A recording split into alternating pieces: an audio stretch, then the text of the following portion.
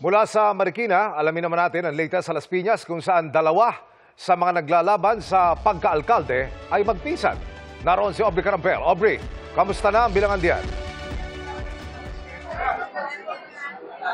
Emil, 99.73% na yung nag-transmit na boto. Actually, isang presinto na lang ang hinihintay. At dumating na nga yung mga nangungunang kandidato. They're waiting for their proclamation. Dumating na dito sa Las Piñas City Hall si April Aguilar. Siya ang nangunguna sa pagka-mayor.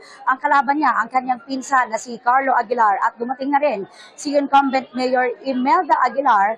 Siya yung nanay ni April Aguilar na tumatakbo naman ng Vice Mayor. At leading din siya against sa kanyang pinakamalapit na katunggali na si Louie Bustamante. Sa pagkakongresista, nangunguna si Mark Anthony Santos. Narito na rin siya dahil medyo malaki ang kanyang lamang laban naman sa kanyang pinakamalapit na kalaban na si Senator Cynthia Villar. Actually, Emil, no, medyo celebratory na yung mood dito sa Las Piñas City Hall dahil narito na rin yung mga supporters ng mga leading candidates. So, pati yung mga nangungunang konsehal, dumating na rin dito. So, anytime they're waiting for their proclamation dahil sabi ng Board of Canvassers, kailangan 100% matransmit ang lahat ng boto bago sila mag-proclaim ng mga winning candidate. Yan muna ang latest dito sa Las Piñas. Ako si Aubrey Carampel ng GMA Integrated News. Dapat...